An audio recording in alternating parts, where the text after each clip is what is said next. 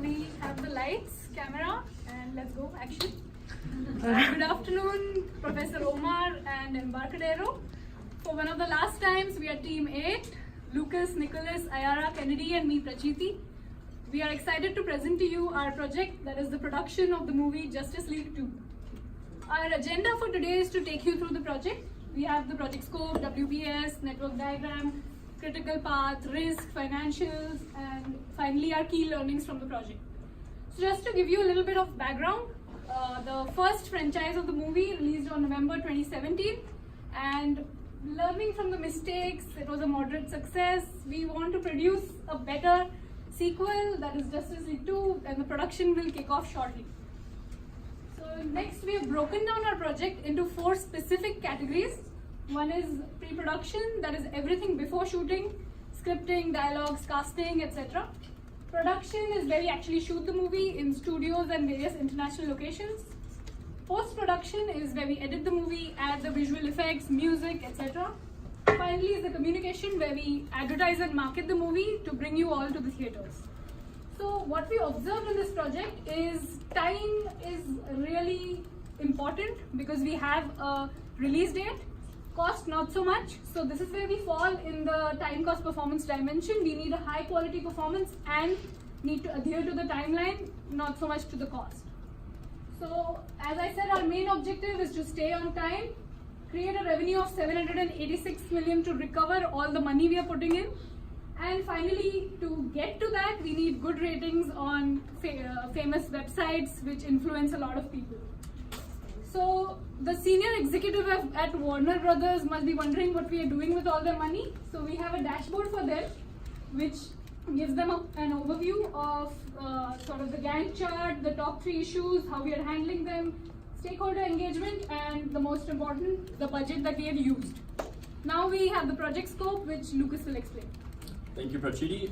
First of all, we want to go to the work breakdown structure in very detail. You can already see the main parts will be located in the production part. So we split it up into 4 levels, the main movie, then the 4 categories Prachiti already mentioned, subcategories, and then to the actual work packages. Some of them, you can already see it, is for preparing script writing, getting the stuff together. The production will mainly be in multiple locations to shoot the movie. Post-production is mainly editing, and communication is to promote the movie, to actually get people to watch it. Let's go further into detail with the timeline and critical path. We chose some major activities that are required to produce that movie and identified the critical path as followed, with a total critical path duration of 2 years and 136 days, which leads us to a release date of the 24th of June in 2021. So that is our main objective, to stay on schedule and to actually release that movie in a high quality on that date. Let's go further into the timeline. We want to focus here on the project life cycle. So we expect a strong S shape. We think the planning phase will be very long, getting everything together, getting the stuff, getting the script. Then a fast progress with the shooting, so we actually get stuff done in our project, and a slow ending with the promotion tour, where all of the staff and the actors have to be present to actually promote the movie and get it into the movies. Next, there's Kennedy with our stakeholder analysis. Okay, move on to the stakeholder analysis. This graph stands for our internal and external stakeholder. And also we divided this graph into 3 parts. And the first part is the top right corner, which is our key stakeholder. And as we can see here, there are writers and the production board. And these stakeholders have power over our project. Writers have huge creative investment, while the board have monetary investment. So we decided to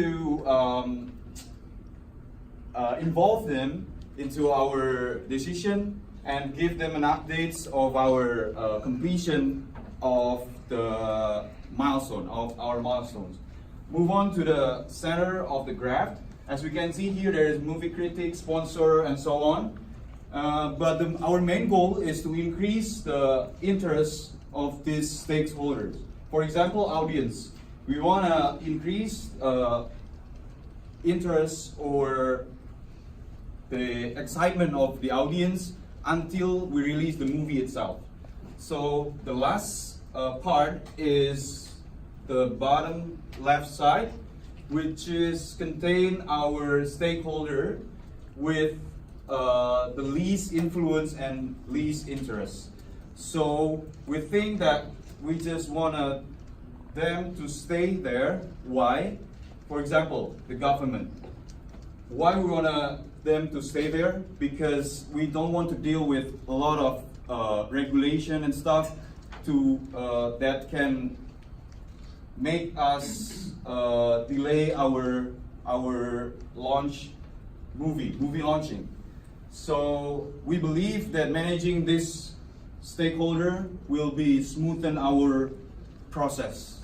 So next, Nicholas will explain about the financial budgeting. Let's now see how we fund such a big movie. So the budget for Justice League 2 will be 350 million. We've computed this number using an analog approach, so it means that we've gathered data and numbers from the previous Justice League movie, as well as other blockbuster, sci-fi blockbuster from Hollywood. So it is 50 million higher than the previous Justice League. This can be explained by the fact that there are higher quality requirements due to the poor reviews of the first movie, and also due to the average increase of prices. So when it comes to that type of movie, producers are the ones who decide how the budget is split. So for the Justice League 2 movie, producer have decided that 70% of the budget will be allocated to pre-production, 38% to production, 21% to post-production, and 24% to communication. It therefore follows a top-down approach of costing for this project. So now we'll break this down further. As you can see, the cast, the production cost, and visual effects are the highest source of cost for this project. But in addition of waiting for 30% of the budget, the visual effects also heavily impact the quality of the end product and the movie. Therefore, we broke it down even further to understand how, what does it imply. From that, we learned that we really need to hire a really top quality visual effects supervisor, which hold for 30% of the visual budget on its own, and also impacts on the overall work of the visual effect team. Now, Ira will continue with the risk analysis.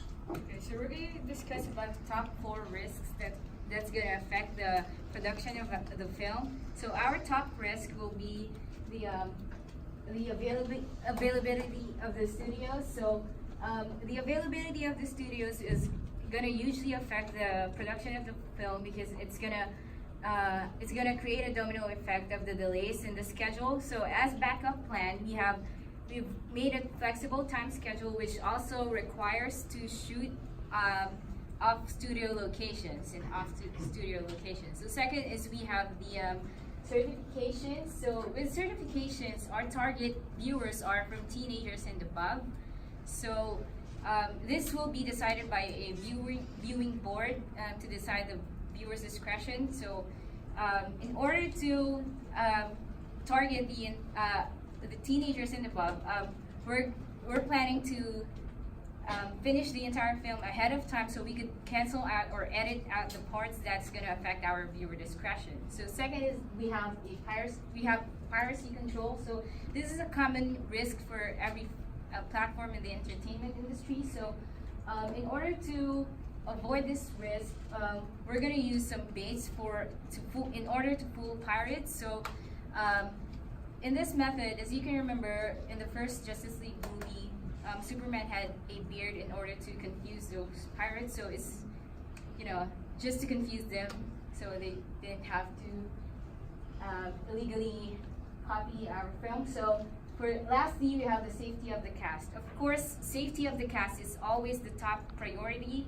in filming, but we have this risk at fourth because it could be affected by the quality control of our technicals in props or in the shooting location. So we're gonna bounce back to Nicholas to discuss everyone with our conclusion. Okay, so after creating this project, we understood how important was the timeline management. So basically, a lot of the activities are related to indoor, outdoor shootings, and as you could see, many of them are sensitive to various types of risk. And because of that, we need to have a reliable contingency plan for all of them in order not to create delays on any activities, because on that type of project, a small delay on one activity could end up being a huge delay for the overall movie. Also, we found that the previous movie was a huge point for us because we used it for many fields like financials, planning, and it also allowed us not to repeat the mistakes of the first movie when it came to planning and scheduling. Thank you very much, and if you have any questions.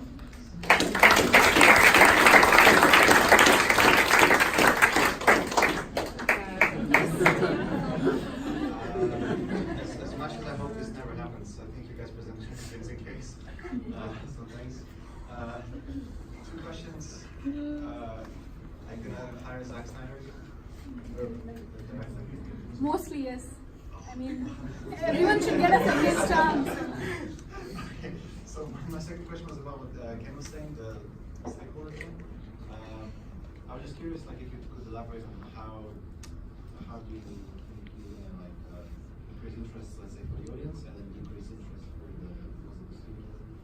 No, for the government. Yeah. So I'll take that. So to increase interest for the audience, it's a very common technique where they leak photos from the shoot. It's usually sort of told to the media as, oh my god, there was a leak, but it's actually an internal team leaking some pictures so that they go viral and be, to increase interest and get more like free media. So we are also planning to do that. Although there'll be no cell phones, we'll have an internal team shooting taking pictures of scenes being shot, so they can be leaked on the internet. That is one way to increase interest. And finally, of course, there'll be a world tour with the actors, where they will visit various countries to promote the film tradition. And to reduce the interest, yeah, so that was majorly because in a lot of countries, violent films are rated adult, and we tend to lose out young audiences because of that. So another way of increasing interest is sort of showing them the movie anyway, then they reject it. So there's a lot of media saying everybody rejected Justice League 2. Then we cut some of the offensive scenes and then release it again. So that's one way of increasing interest. So I hope that answers your question. Anyone else? Yes? How are you planning, so it's also on the stakeholder part, how are you planning on managing the other 2 sides of the matrix? It didn't, like, I didn't get Other 2 as in the most important and the least important? Yeah. Yeah, so for the production board on the writers, we created a dashboard, if you could show that, which is like sort of a one shot, which explains everything, like the budget we are using to the most, like 3 issues to the Gantt chart, everything. So this is the reference point for the producers to understand as to what we are doing. And of course, we'll involve them in all the decision making, like where to spend the most money, shooting locations, expenses, etc. Mm-hmm. And the least important, of course, we want to stay away from the government. So we'll try to follow regulations as much as possible, follow shooting permits, time limits, everything. So last one, before shooting a movie or a documentary, let's say I make a documentary of people, yeah, and I already have a deal with Netflix. So Netflix has already a contract signed with me. And based on your movie, who would you shoot the movie with? Columbia Pictures or Paramount? No, so just Warner Brothers does it. Warner Brothers? Okay, Yeah, sorry. but if you're talking about streaming, we'd like to partner with Amazon Prime because we also have merchandise to sell on Amazon. So that'll be a good partnership in the streaming. Beautiful guys. Thank you.